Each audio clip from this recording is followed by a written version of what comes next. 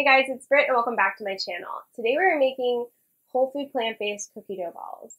These are refined sugar-free and delicious, plus this recipe is really simple. It also makes a ton, so that's really nice, and I love to keep them in our freezer and just pull down the ones that I know I want to have for the day, so they're waiting for me later when I'm getting my sweet tooth craving. So the recipe will be on our website, all the measurements, but I'm going to go over them quickly. You need a food processor to blend all of it. We have 2 cups of oat flour. This is just rolled oats that I pulsed in a blender to make a flour. We have 1 cup of date paste, half a cup of some kind of nut butter. I like to use peanut butter that's just, raw. You could also do a powdered peanut butter if you want to cut down on the fat. That's optional, but it works well with almond butter, lots of any other nut butters that you want to try. So that's half a cup. You need some kind of dark chocolate chips. I really like this brand right here. I'm going to link it down below. It's literally 1 ingredient of just chocolate, so there's no added sugar or nothing else in it. It's very hard to find in your grocery store, so I actually order this online, specialty, and yeah, so I just have a little bit of that. We're going to use that at the end to melt, but go ahead and have a couple of chocolate chips available. And then what I also have is 1 can, a 15-ounce can of chickpeas that I've drained and rinsed. And these are the no salt added chickpeas you can find at Whole Foods for like 79 cents. Super easy. And what we're going to do is we're going to put everything except for our chocolate chips into our blender. We're going to pulse it. If you notice that your dough becomes too wet, you can add, a tablespoon of flour as needed to make it. We want to make sure that we can roll the balls out, but not, too sticky that you can't do that. So I'm going to dump everything in here. All right, so our can of chickpeas that I've rinsed, the peanut butter,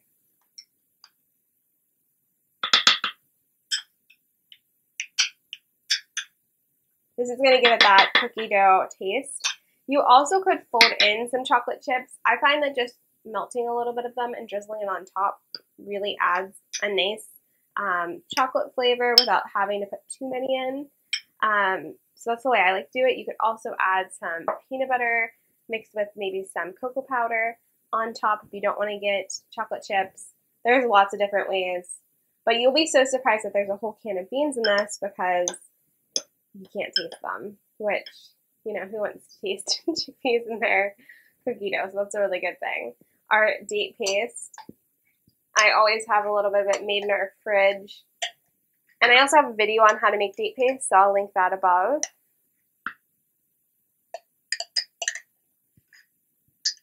It's just dates and water.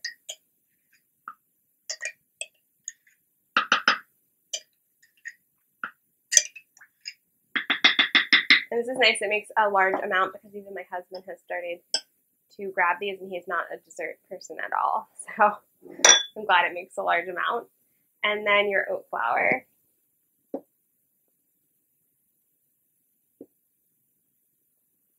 I'm going to go pulse this. I'll see you guys when it's all mixed well. Like I said, if the dough becomes too thick, add a tablespoon of oat flour to try to thicken, to make sure you can pinch it like a ball. We want to make these similar to like a bliss ball.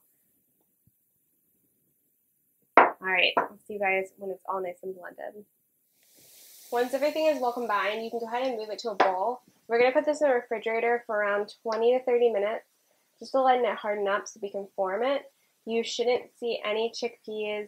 That's a main thing to make sure it's all well combined. And your dough is going to be a little bit sticky, but you still want it to be firm.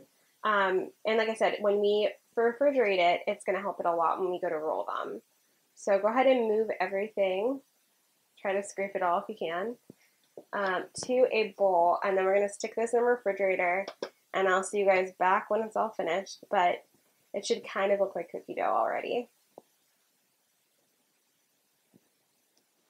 After 20-30 minutes, your cookie dough will come out of the fridge. You should be able to form little balls and press on it with your finger and see an indent. That's how you know that the dough's done. And what I love about this is I just grab a parchment paper, I make the size of my cookie dough balls, You can make them large or small, and you just roll them. Your hands don't get too dirty with this, just because that dough should be really firm. So just a note on that. And then this is not sponsored, but I really like this chocolate company. And so it's a 1-ingredient dark chocolate.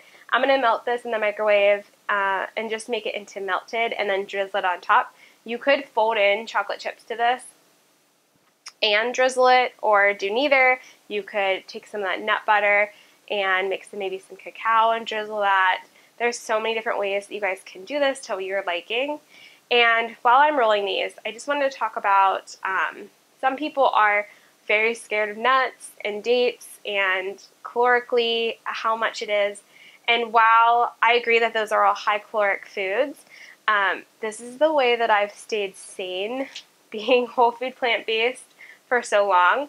So I'm coming up on 4 years this spring, and one way that I believe, been able to sustain it and make it enjoyable and, like I said, really enjoy it is not deprivating to the point where the only dessert I can eat is fruit.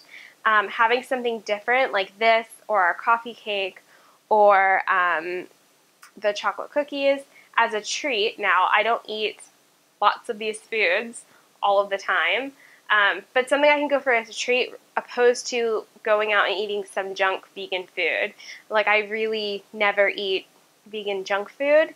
I really stay to whole food plant-based most of the time, all of the time. And so when I crave peanut butter, or if I crave chocolate or something like that, knowing that I have these in our freezer is wonderful. And so what I like to do is I like to freeze all of these. So after I've put the chocolate on top, they've set, it goes back into my freezer, and then I just pull what I want for that day or week or weekend or whenever I'm going to enjoy them. And that way I'm limiting the amount. So I'm not sitting down and eating all of this in one setting. And so when you spread it out and you know you have a healthy treat available to you, I find that you don't cheat, you don't go out and get tempted. And like I said, it's really made this enjoyable over the last 4 years for myself. So I think that's something to think about. I know, depending on what plant-based doctor you follow and what plan you're trying to do, you know, when you see half a cup or a cup of dates, you might be swayed not to do this, but for me, this is what works, and I just want to share it with you guys. Also, these are great for kids because, you know, you're getting all that peanut butter or nut butter, protein. There's protein from the chickpeas, and it's a really nice, yummy treat. So, I don't know. Just a little heads up on that note. I just wanted to make a comment that I really find that doing this makes it enjoyable, and I do treat this as a treat, not a meal, not every day, but I have this special backup system so that when I want something like this, I can go and grab it. And like I said, I'm not tempted when we're out or anything like that to grab something that maybe not be as healthy. So just a little food for thought. I don't know. So just roll these out into the sizes, and then we're going to melt our pure chocolate chips down, and I'm going to drizzle it on top, let that set till it gets hard, and then you can dive into these. I keep these in the freezer, pull them out, but even when I'm going to pull them from the freezer and know I'm going to have them later, they still go in the fridge. You want them to stay in the refrigerator at least. Don't leave them out on your counter for days.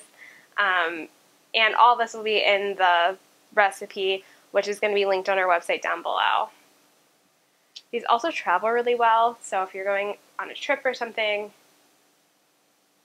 this is great. Alright, so I'm going to get back to rolling. I'll see you guys when it's all done. I'm going to melt my chocolate, and we'll get to the final step. But this is just like a really simple and fast treat. I was able to roll out around 40 balls. They are the perfect size.